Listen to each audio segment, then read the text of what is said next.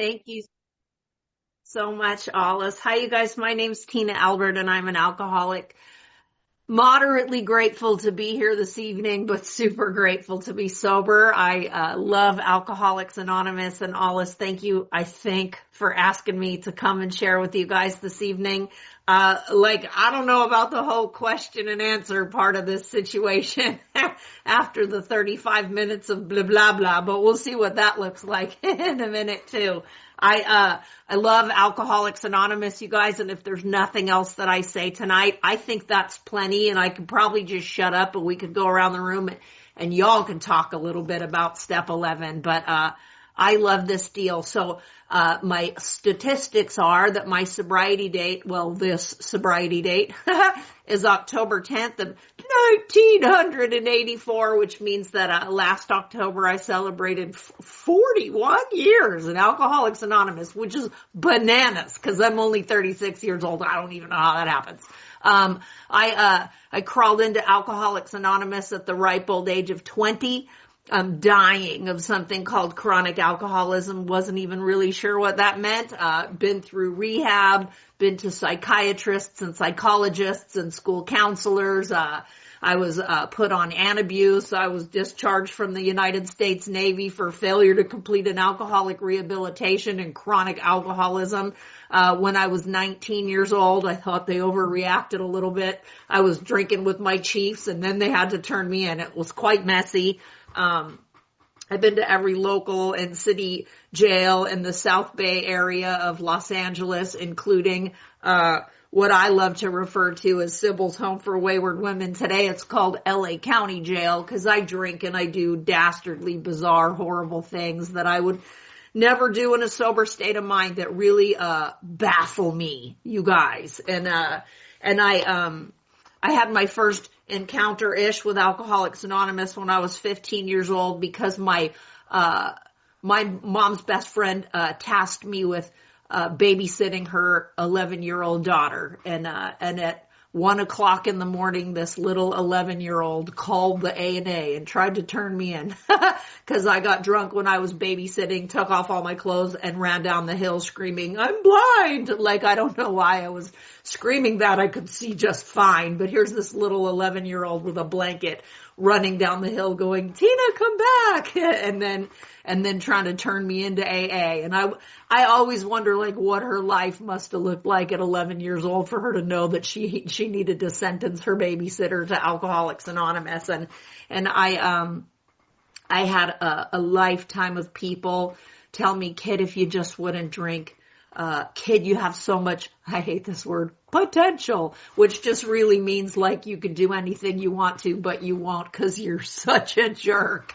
That's what potential means. And I just messed my life up. And there's one line in our literature that describes my alcoholism to a T, and it says, "With it goes the annihilation of all things worthwhile in life." And I had one of those sponsor cats that made me look up words in the big book, and I looked up the word to annihilate. I fancied myself an intellect. I was pretty sure I knew what those words meant anyway, but he made me look those words up, and I looked up the word to annihilate, and it means to reduce to nothing. And that just kind of sums it up. And I had been doing that from the time that I picked up my first drink when I was 12. I drank for 8 years and I annihilated everything worthwhile in my life. My sponsor today is the beautiful Sharon F.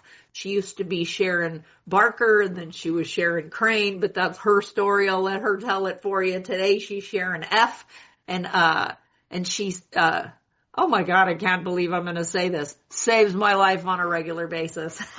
And before her, I was sponsored for a lot of years by the impeccable Clancy Innes Lind, who I love more than life itself. And I have been raised in Alcoholics Anonymous since the 10th day of October in 1984 on the shoulders of some giants. And I got to tell you, my favorite thing in here is the journey that I get to walk with you guys. Man, it is my absolute favorite thing in here, to form relationships that are unique and priceless. And I can tell you, as a little girl, I walked in here with not a relationship left in my life. My mother had thrown me out of her house and told me, "Don't you ever come back. My only child is dead." Thought she was overreacting. I thought everybody in my life overreacted, but she had thrown me out because she came home and caught me robbing her house, and I put my hands on my little 5'1" mom in an inappropriate fashion. I hurt her, and she threw me out and told me I had to leave because she was afraid of me. And I can tell you that I used to believe that alcohol turned me into a monster. And the truth of the matter is I believe that alcohol saved my life long enough for me to get to you guys. And I'm incredibly grateful for every drink that I ever took. Silly to say, I'm incredibly grateful for every consequence that I ever had to pay as a result of those drinks. And I love this thing called Alcoholics Anonymous. I'm tasked to talk on step 11. I thought I would give you guys just a little blip to let you know, like, I got this thing. When I crawled in here at 20 years old, I was different than everybody else in here. Mentally, emotionally, physically, spiritually, different from everybody that I saw. I walked into an Alano club at 20 years old that was full of people that were 86 to 132. And they told me I never had to drink again for the rest of my life, 24 hours at a time. And I remember thinking to myself, like, y'all only got 3 days left. It's going to be really easy for you. But I didn't want to stop drinking for the rest of my life. I just wanted to take a break, move out of my car, because when I drink, I end up homeless. Not that like having a car and living in it is homeless, because there's actually a roof over my head, and I thought I set it up that way on purpose so I didn't have to be responsible and all that kind of stuff. But I was just different.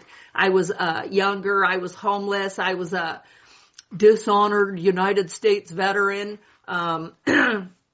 Because I drink and I do things when I'm in the military that make them discharge me early for chronic alcoholism, and I had destroyed my life. I came in here this time to take a break and fix a couple of things, and you guys told me that I was going to undergo this profound spiritual experience, this alteration in my reaction to life, that I was going to form a relationship with a power greater than myself that would solve all my problems.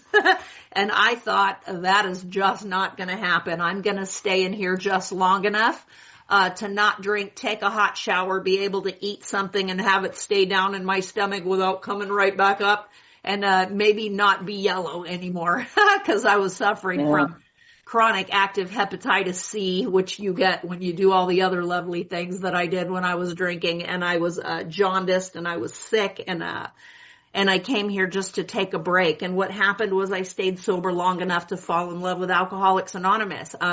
The very first meeting, I have to share this because I think it's funny, that I ever spoke at, I had about maybe a year and a couple of months sober, and one of my favorite old timers, his name was Noel Estes. He's passed away, and he was the manager of the central office in Los Angeles, our intergroup office, for a long time, and I used to answer the phones for him. I loved serving Alcoholics Anonymous from the time that I was early new in here, like scrubbing ashtrays, making coffee, answering phones, like anything you asked me to do, I just say yes.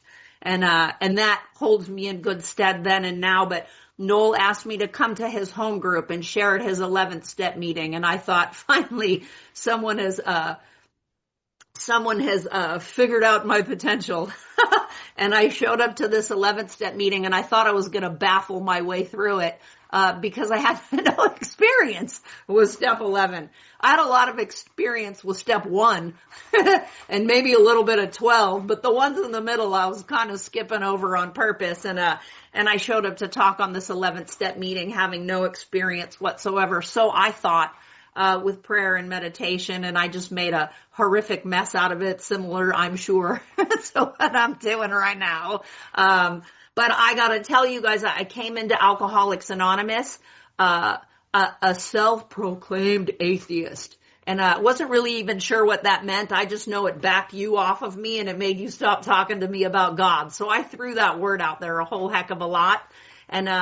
And today what I understand is that the idea of an atheist is someone that actually proves the non-existence of a power greater than themselves, right? Or a God of their understanding. And so what I know today is that I was never an atheist. And then I backed off of that a little bit, and I calmed my silly self down. And today at 41 years sober, I can tell you that I believe myself to be agnostic to the core of my being, which I think is hilarious that you guys would have me talking on an 11-step meeting. And what I used to believe about the idea of being agnostic was that I didn't believe in a power greater than myself. Not that I could prove the non-existence, but that I just didn't know. And what I can tell you is that the longer I stay sober, the idea of I just don't know is the most powerful position that I can find myself in Alcoholics Anonymous. I love to not know. And when I was new here, that was a fate worse than death because I thought I had to know everything. But I can tell you that I've been sponsored since I was new in Alcoholics Anonymous. I had this old guy named Paul Matson that sponsored me until he died 2 years sober, and he was my God in Alcoholics Anonymous, quite literally like a power greater than myself that I turned my will and my life over to the care of. It took the fight out of the second step idea for me, and I became willing to take some actions and follow some direction, and I took the steps with him, and he was dying of COPD, and on the days he couldn't breathe at all, he said he was agnostic too. And he didn't want to talk a whole heck of a lot about God, and nor did I, and it worked perfect for a little while. And then I was sponsored by this lady named Connie, and every other word out of her mouth was God, and every other word out of my mouth was God. And what she had me do was look at some silly old ideas that I had about the power.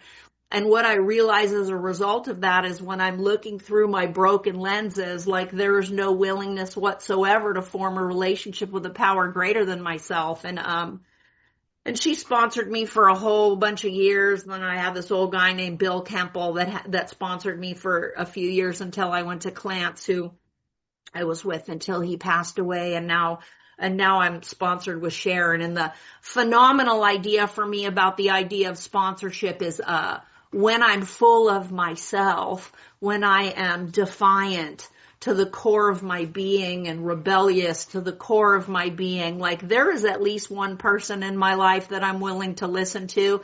And here's Sharon. She goes like, "Oh, honey, close your eyes and picture the fairy dust swirling around your toes as you dip your toes into the beach of life, and picture yourself as a small grain of sand on the beach of life." And I'm like, I think that's preposterous. And I'm like, Clancy would just tell me what to do. Sharon is like ethereal and stuff. And the cool idea about her is I don't have to argue with the idea. I just get to go, what a phenomenal idea, Sharon. Where might I find the fairy dust? And then she directs me to it, and I have a brand new experience with her. But my experience in Alcoholics Anonymous is a nonstop, constant, evolution in a relationship with a power greater than myself. And some days it's phenomenal, and I feel as though I'm skipping hand in hand down the happy road of destiny with my very own Papa. And other days, not so much. I can tell you that my struggle in Alcoholics Anonymous has always been with step 11, which is funny why I think Allah's had me here. I have to tell you, obviously, I had a situation today.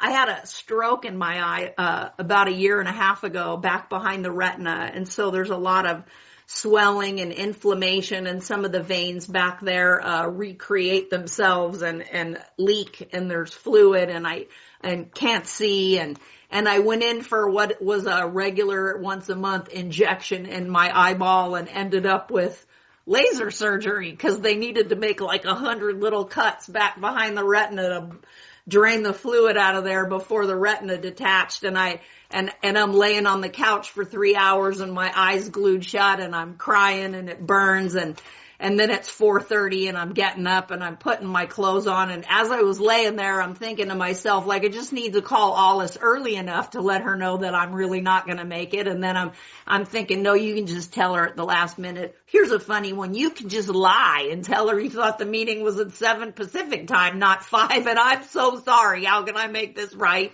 And then I'm thinking I'm just going to tell her once I get my dress on and I'm on the meeting and I'm going to get out of it.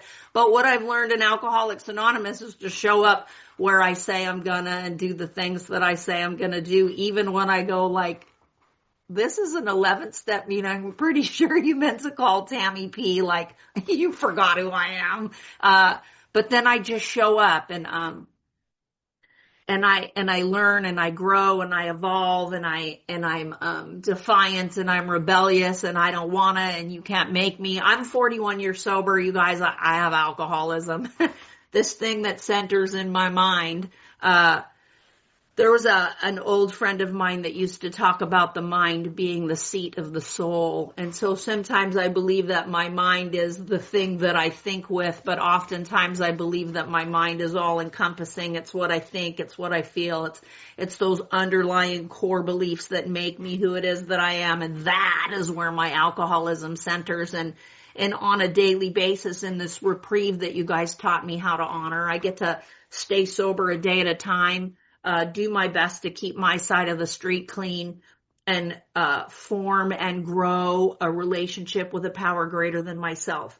My literature tells us that we're going to place ourselves in a position to be of maximum service to God and the people about us. And I can tell you that these two little boys, and in the midst of my horrific fight at about 15 years sober with God, Connie had me do another inventory, and I had this satanic sized list of character defects that I believed myself to be with 15 years sober. Like, I'm so incredibly hard on myself, self-effacing, like bash myself all the time. I beat me way harder than you ever could.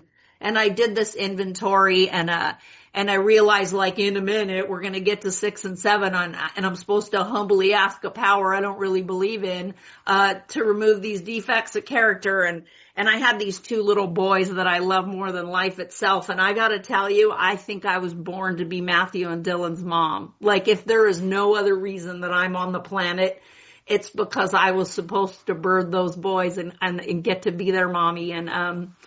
And my kids were growing up and they were preteens and whatever, and they were doing dastardly silly crap that preteen boys do. And I'm angry all the time. Like, not angry. Let's get it straight. I am rageful oftentimes, and I'm looking at the defect of anger, realizing I manipulate everybody in my life with it to make you do what I want you to.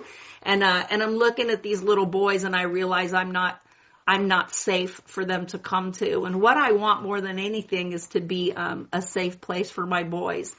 And I gotta tell you, I love them so much it doesn't matter what they ever do. Like, I would never stop loving them. And I'm their greatest advocate and their cheerleader. I want to give them everything that they could possibly ever dream in their life. I want to set them up for success. Like, I love these boys so much, I would die for them. And I'm thinking about this idea of a power greater than myself that I'm supposed to humbly ask to remove something that I don't really want gone anyway. And I had this epiphany, you guys, and it sounded something like, what if this loving Father in Alcoholics Anonymous, this God of my very own understanding, is just my father in the same way that I'm a mom to my boys? Not the rageful part, but sometimes maybe. But what if he loves me as totally and completely and fiercely and unconditionally and protectively as I love my boys? What if he would die in my stead if he were called to do that? There's an idea. That would just hit me a little sideways in a way it never did, but whatever, we're not going to go there. And I got to tell you guys, in the moment, in the realization, the idea of the distasteful idea of a power greater than myself went away. All the old ideas and the fight and the belief that I'm not enough, I'm unworthy. If you really know who I am, you're going to make me leave. I've done these things in my life that make me unforgivable and unredeemable. Like, it's too late for me to have a relationship with spirit. Like, those were the ideas that held me back. Never that I didn't believe that, but that I wasn't worthy. And I have to tell you guys, sometimes at 41 years sober, I still get tripped up in that idea, that if I were just better, if I just did things different, if I just showed up better, if I if I just acted as Sharon talks about often with just a little bit of grace and dignity, more than I think I possess most often, everything would be better. And what I know today is that's just a crazy old idea too. I think, this my favorite spirit of the universe underlying the totality of things, like this magnificent spirit created me just this broken, ridiculous, silly way so that I get to show up in places and be useful in ways that some people can't. And then you guys get to do that in ways that I can't. And it just makes this, big, safe, useful, miraculous space in Alcoholics Anonymous, where we get to reach people that nobody else can, right? I took the steps with Paul to the best of his ability to take me through them. I did my best to form a relationship with Spirit. Paul passed away on my second anniversary in Alcoholics Anonymous. Connie sponsored me for a lot of years, and she taught me a lot about Spirit. And I got to tell you guys, I don't know if you could relate with this, but I argue. And I argue with her all the time. And she used to tell me, baby girl, I don't care if I find you in a synagogue or a Catholic church, and it doesn't matter to me where you find God. It just matters to me that you seek God. And I can tell you that I have looked all over the planet for a power greater than myself. I've gone to Catholic churches and Jewish synagogues. I've been in Muslim mosques. I climbed underneath pyramids in Egypt, and I prayed with the Buddhas in Thailand, and I love Native American sweat lodges and crystals and tarot cards. I look all over the place for this power. And I picked the line that I'm supposed to talk about but haven't touched out of the 12 and 12, because sometimes that hand of God seems heavy and unjust. Sometimes I have a phenomenal relationship with Spirit, and then other times filled with failed self-reliance and fancied self-sufficiency, I think it's okay for me to take the reins back and drive the chariot myself. And then I run it right into the ditch and make big messes and come back onto the path. Like, it's just this thing for me. But I was, I don't know what time I'm supposed to stop, but we'll just see how that goes. Yeah, I was going there. I was trying not to go there, but here I'm going there. I had those little boys that I was telling you guys about, and I love them so much. When I was super new in Alcoholics Anonymous, I told my sponsor when he said if I was to quit drinking, I couldn't have any lurking notions or reservations that someday I was going to be able to drink successfully again. And if I had them, what were they? And I remember telling him if I'm ever blessed with a child and something happens to the kid, I can't stay. Like, I gotta go. Like, I won't be able to do that, right? And I was in 2020, my oldest son, Matthew Paul, I named him after my first sponsor. Matthew means gift from God, and Paul was my sponsor's name. And I had Matthew just a couple of days after my third anniversary in Alcoholics Anonymous, because clearly a baby would fix me. So I made one almost all by myself, and I was a little single mom with this little boy, and I gotta tell you guys, man, I had that little boy, and I realized my purpose on the planet. Like, it was the first time in my life that I got to see my heart beat on the outside of my chest, and I fell madly, completely head over heels in love with this little boy, and I got to be his mom for a long time, and he got sober in Alcoholics Anonymous in 2014, which was one, like, I gotta tell you, if you think I'm grateful for my sobriety, I don't think it holds a candle to the fact that I got to trudge 6 years in Alcoholics Anonymous with my oldest child. And he got sober in my home group, which is the Pacific group of Alcoholics Anonymous, one alcoholic yelling with another, sharing our experience, strength, and hope. And I brought Matthew to my home group when he was dying of alcoholism, and I watched the young men and women in Alcoholics Anonymous do that thing that they do. And he got sober at a Pacific group camping trip at the Mono Hot Springs up just below Yosemite Valley, and he lived with me for the first 5 years that he was sober, and he was my absolute favorite trudging buddy. I loved being sober with my son and having him be my roommate. I don't know how much he loved it, but I certainly did. And he moved up to Northern California, and some of you guys know in 2020 he was in a freak accident. It was the right after the lightning complex fire in the Santa Cruz Mountains, the evacuation had been lifted, and he jumped on his motorcycle to go up and see if his home was still standing in the Santa Cruz Mountains. And everybody that lived in the Santa Cruz Mountains was on Highway 17, which is this twisty, turny little icky road. And a car decided that they didn't want to let him split traffic, and it was going about 5 miles an hour, and the car clipped his mirror, pinched him, and pushed him under a truck, and he was in a horrible accident. And I got this crazy call, and I drove like a mad woman to the Santa Clara Valley Medical Center. The accident was on the 28th day of August in 2020. I got the call on the 29th, which was actually the day that I was supposed to be going to Clancy's Memorial in Las Vegas. And I ended up on Highway 5 instead. And I got up to the hospital, and it was horrible. It was a horrible, horrible accident. And Maddie fought for 69 days to stay with us. And I had the most amazing experience of advocating for my child and showing up in ways that I didn't believe that I was able to show up, and making decisions that no mother should have to make. And we took care of all of the medical things that happened. He had surgeries almost every single day, had just a morbid, gross amputation of his right leg and his hip and half of his pelvis. And then he was like dialysis and blood clots and heart attacks and infections. And every time they told me that I had to say goodbye to my child, I told him, like, I will see you tomorrow, because you don't know how big our God is. And I have to tell you that from an agnostic / atheist, don't talk to me about God, talk to me about anything other than God, the words coming out of my mouth that sound like you don't know how big our God is kind of preposterous.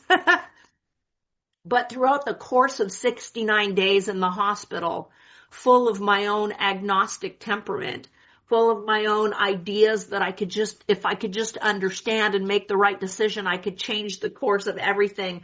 I suffer from this delusion that I could wrest a little satisfaction and happiness out of the world if I manage well. Somewhere along the line, I got confused about the idea that I think I really have some sort of power, which is kind of funny. But I like to think that oftentimes, even still today. And we walked through that experience in the hospital for 69 days. And on November 5th, he was just so incredibly sick. And I went in there to argue with the doctors and make them continue whatever it is that I thought I was making them do. And out of my mouth, what came was, we're going to discontinue life support today. And it was not my intention to say that. Wasn't the decision I made when I was going in there to tell the doctors what they needed to do. It was this sudden, overwhelming conviction. And out of that whole experience, right, sometimes the hand of God is heavy and unjust. And it's during these times that new lessons are learned and new resources of courage are uncovered. Like, it is my experience that every single thing that I walk through in Alcoholics Anonymous is just that. Sometimes the hand of God is heavy and unjust. And we discontinued life support November 15th. He passed away that morning, super quick, super peaceful. And whatever idea of, you don't know how big our God is, went away. I can tell you that for 69 days, I saw nothing but the magnificent brushstrokes of a loving creator throughout the course of that story. And situations time after time that, had they happened the way I envisioned them happening, would have cost him his life earlier than it cost him. But like, this funny thing happened over here so that a couple days later, this funny thing could happen over here and Matthew could stay with us. Like, it cracks me up constantly that somewhere along the line I come up with the idea that I've got some sort of power and a good idea. And I love the fact that in step 11, like, what we're tasked with is praying for knowledge of God's will for me and the power to carry that out. And throughout step 11, in the 12 and 12, it talks about not so much bringing, well, it does too. Maybe it's not there. Maybe it's somewhere else. I don't know. Bringing my will into alignment with the will of God, that being the proper use of will. It talks about the prayer of St. Francis, which is my favorite, because what it teaches me how to do is act better than I feel. If the way that I live my life is according to defects that have me act a certain way to get the things that I think that I need to be happy and self-satisfied in life. Thank you so much. Thank God there's 5 minutes left. You guys should be saying that too. I think that I've got some sort of power, and I think that I can see things the way that they are. But what step 11 talks to me about doing is self-forgetting. My friend Ralph says oftentimes, more of you, less of me. Which is my answer all the time. And what I find is more of you, less of me means more of God, less of me. Because I can't get to God through this specific pipeline.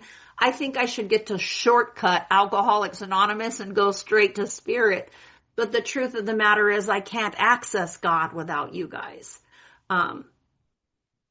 That's what I was talking about. So if there's this whole experience losing my son and the idea of having a relationship with Spirit just went out the window because I got so angry. And things didn't work out the way that I thought they were supposed to, and my heart was breaking. Seriously, guys, I didn't think I was going to make it through that. And my friends would call me up. My friend Charlie C. called me up all the time. And I would be like, Charlie, I just can't breathe. And he used to say to me what if every time you cry, God sits down and cries with you? Because I think God's crying too. What I realized is that I needed something big enough and powerful enough and strong enough to stand up to my wrath and to take responsibility for something, that I needed to put responsibility on something too. And I am abundantly aware that God had absolutely nothing to do with that accident. It's just a little bit of free will from some jerk that thought he needed to get somewhere before my son did. And the consequences were tragic. And there was a solid probably 4 years when I was just super angry with the Spirit. Everybody that's in my life that knows me at all knows that I call God Papa. Think I stole it from Yentl and Barbara Streisand, whatever. But I came up with this idea that God is this loving, all-powerful creator father of mine, and all he's really doing is waiting for me to climb back up into his lap and let him make everything okay. And I find that the times that I am in the most pain in my life come solely from my resistance to what is, my need to fight what is. And sometimes what is just needs fighting. I still believe that. I love the fact that what you guys have taught me how to do is be quiet. My sponsor taught me, my first action in the morning is to get up and sit down and shut up and be quiet. And what I do is I read a little bit of stuff, some of it AA and some of it not. I try and clear the channel. I try and be quiet and clear the channel. And then I make a petition to this power that you guys have spoon-fed me a relationship with. And my petition sounds something like, help me stay sober today. Please show me what it is you want me to do and give me the power to carry that out. It simplifies my prayer life when I don't have any kind of specifics where I think I have the answer, because really I don't know anything. I just want to know that I get to stay sober for 1 24-hour period. I get to be of maximum service to my Father's children about me. One of my favorite prayers is, God, help me see you throughout the course of the day, because sometimes I forget to look. Help me be open and aware, open my eyes and help me see you. Gosh, you guys, I love my life. In the middle of Alcoholics Anonymous, even when I don't like the specific circumstances happening in my life. I love that recently I came up with this new idea that somebody thought about in the 1930s called two-way prayer. I thought it was my idea, but who knew? If I just get to be quiet, if I get to make a petition to my Creator and then I get to be quiet a little bit more and write down the things that come to me, what I find is that I have a two-way experience with a power greater than myself that I never thought I would have in my life. I came to you guys and I believed that it was up to me to make sure that I was going to stay sober and have this life and do these things and get rid of this fear and stop having the defects and all of the things. And the longer I stay sober in Alcoholics Anonymous, the more I realize my entire life is grace. It's all grace. It's got absolutely nothing to do with me. And the most phenomenal experience that I had recently is this idea that when I don't believe I have access to the power, like nobody is outside of the splash radius of grace. Like if I'm with you, it just splashes all over me, unbeknownst to me. My friend Bill Cleveland says oftentimes that God exists in the space between you and me. And on those days that I seem to be obscured from the power, on the days that I seem to have no direct connection and access with the power, I don't need to do anything other than to come into Alcoholics Anonymous, like my friend Patty O used to say. Come all the way in and sit all the way down and be with you guys. And when I'm I love in-person meetings, knee to knee, eyeball to eyeball with another alcoholic. I love meeting with my sponsees and reading the big book. I didn't think I was gonna, but I love Zoom because it lets everybody have a voice in Alcoholics Anonymous, and I get to meet people all over the world. And sometimes I don't need to do anything other than to come in here and look at you guys. And when I'm with you, I know that God is everything. And for that, I owe it all to you. So I am done. And I hope you guys share instead of bombard me with questions because I don't have any answers. But thank you for letting me be with you. You. Thank you so much, Tina. Yeah, I have a question, but I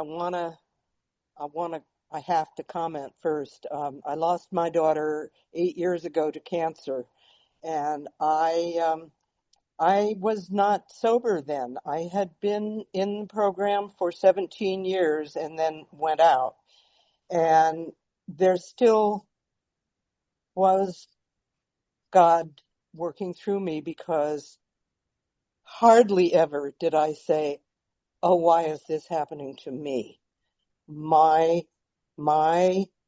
energy, my everything was, how can I help her and her two sons?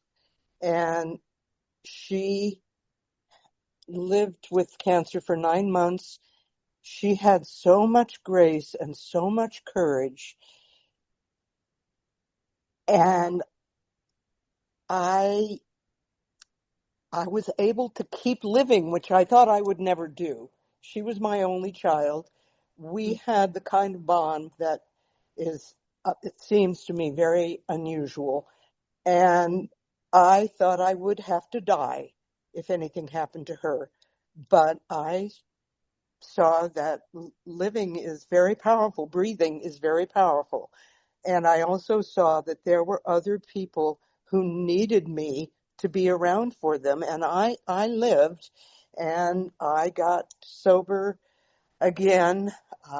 It will be, with God willing, 9 months on January 1st. And I see so much now that Poppy is in my life more than ever because I have learned to look at what my obstacles have been between me and realizing that God is with me everywhere, every part of me, every part of all of you.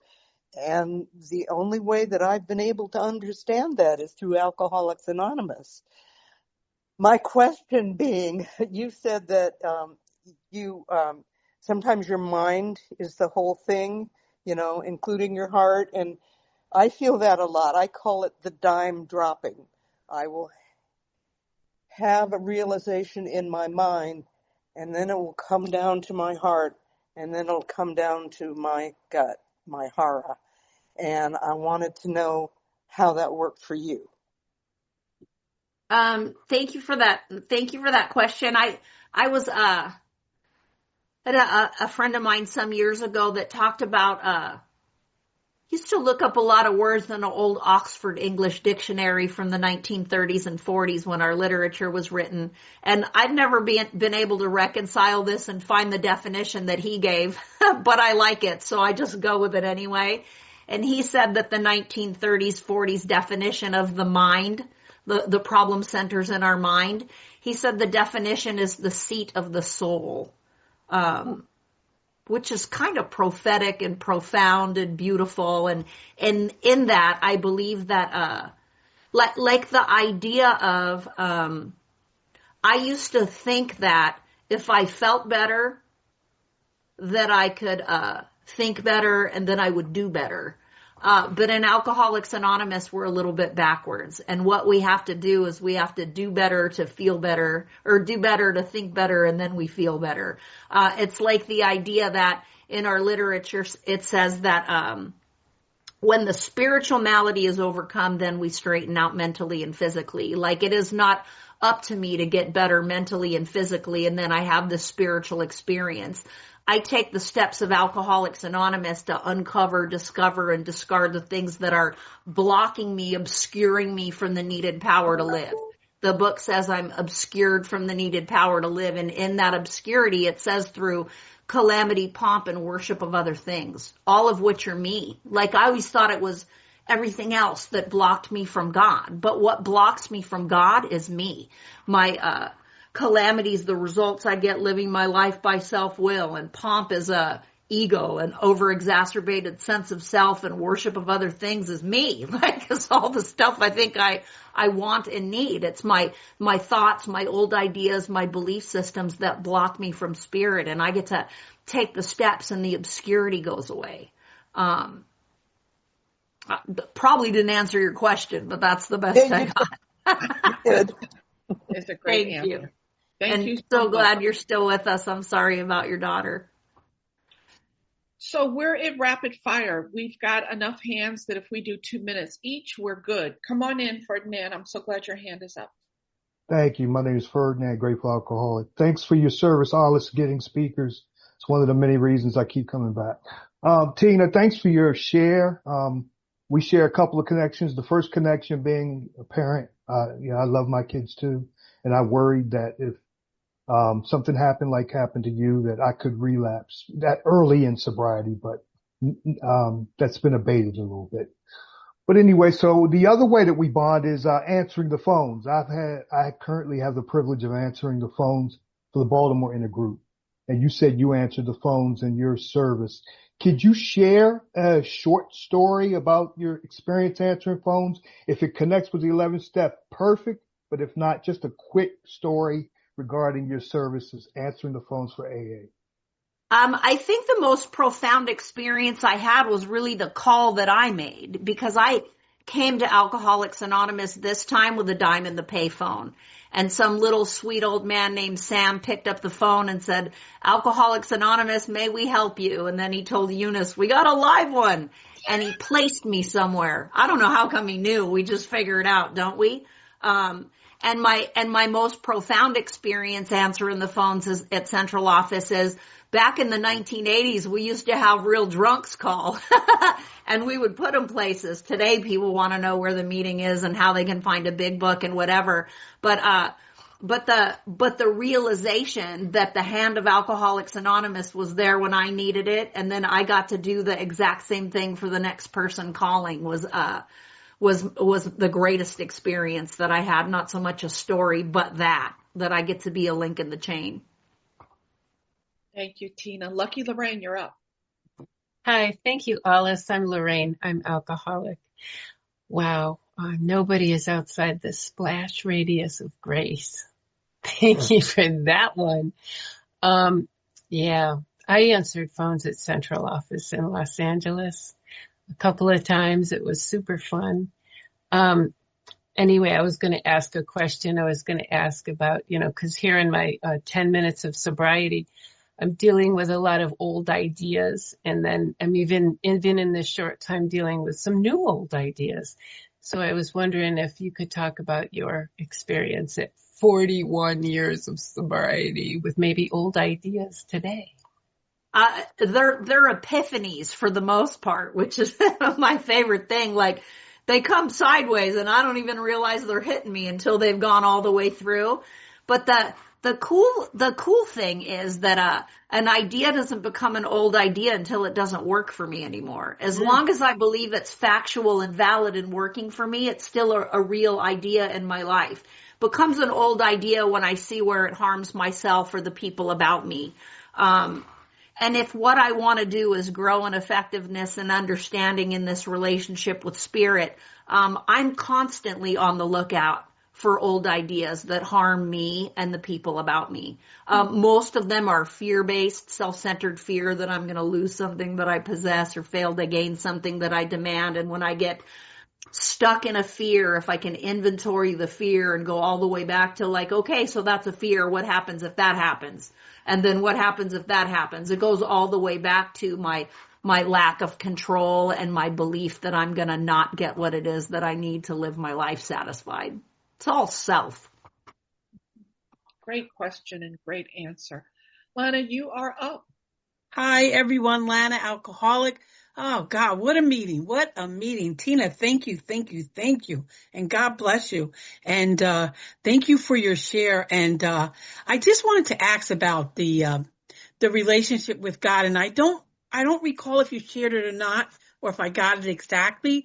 But when trouble comes, like when you lost your son, and how long did you grieve? And how long did it take to get to end of self and know that God had you? Because I lost a mother and a sister 9 months apart. And it took me, with practicing these principles and all my affairs, good sponsorship, all of that, it still took me 3 years to finally realize the truth of having lost my sister and my mother. So I would like to hear what you have to say about it. Thank you, everyone. Thanks, Lana. It's been, we just celebrated the 5-year anniversary, and I had a grief counselor tell me that, like, it doesn't pass for 5 years, like, buckle up. But there was 2 years of solid, like, anger, defiant. I used to tell Sharon all the time, how do I know when grief moves into self-pity? And she used to say, like, don't worry, I'll let you know when I see it. Because I'm on the lookout, I don't want to feel sorry for myself.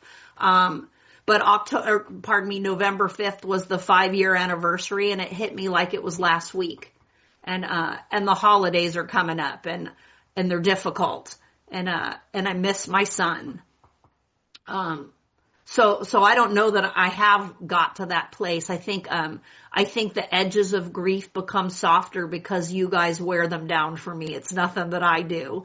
I believe my relationship with spirit makes that more helpful. And I also believe that, if I can, this sounds so hippie, but I'm a hippie. So there you go. If I can raise my vibration just a little bit, like Matthew gets to visit me. I have dreams. I have visions. I have communications. I hear him laugh. He moves stuff in my house and I live by myself. I saw eyeballs in the clouds. I got a text message from Matt Albert on my truck a year after he died. Like, my son is everywhere, and he comes through when I'm not steeped in self-pity and grief and me. Like, if I can raise me, if I can open the channel with God, yeah. Yeah. Thank you, Tina. Thank you for the question, Lana. Jimmy, you are our last question for the evening. Please do come in. Hey, family. Jamie C., grateful recovered member of this program, Alcoholics Anonymous. I just want to confirm 1937, mind is the seat of soul or spirit. That's what the dictionary says. 1937 is confirmed. I have it right there. I bought that dictionary at an estate sale because I wanted to know what the words meant in the big book, because that's the type of guy I am. Tina, first of all, welcome to all of our new friends that are here. Welcome to Alcoholics Anonymous. And thank you to everybody who's in service. And Tina, I've had the honor and the privilege of hearing you share so many times, and every time you bring something new and something fresh. And One thing I do want to ask, Bill Wilson talks about that pain is the touchstone of all spiritual growth. And what I've learned in this program is out of pain, there comes a purpose. And so my question to you is out of this painful experience with your son, what have you found as a purpose to appropriate to not only in the fellowship of Alcoholics Anonymous, but to those that you encounter in your experience called life? Thank you. That's a great question. I can tell you that I believe I believe Maddie left because it was his time to go and what he had to do here was finished. And I believe a lot of hokey stuff. I believe that we came into agreement before we even came here and we agreed to all of it so that we could grow together. And what I can tell you is that 5 years down the road, with the edges softened just a little bit, I'm uniquely qualified to answer the phone for somebody that's gone through this. That's 30 days, 60 days, 90 days, 1 year into the loss of somebody that they don't think that they can live without. And I get to tell them, like, you breathe and you live. Like, if there's breath, there's hope. And, just like in Alcoholics Anonymous, like I'm uniquely qualified, to share my experience with alcoholism and my recovery from that. There's a Sanskrit word. It's Viloma, Vilomah. It means against the natural order of things. And, I believe that's what I call bereaved parents because I hate the word bereaved. But, yeah, I think the whole experience makes me uniquely qualified to make the next person know. And I can tell you that the only reason I continued to breathe through it is because I watched my friend Marilyn S. a couple years before me lose her son at the State Line Convention. And my friend Julie a couple of years before that lose her son in an accident. Like, I don't have to I'm not reinventing everything. I just put my feet where you put your feet. Like monkey see, monkey do. And one last thing, like I have looked all over the world, searched everywhere on the planet, like walked the Via Dolorosa in Bethlehem, or Jerusalem, I went to Israel, I look everywhere for spirit. And deep down inside every man, woman, and child is the fundamental idea of God. And so no matter where I go and roam and look, I come home to me and there he is. So thank you for letting me be with you guys. Tina, thank you for saying yes.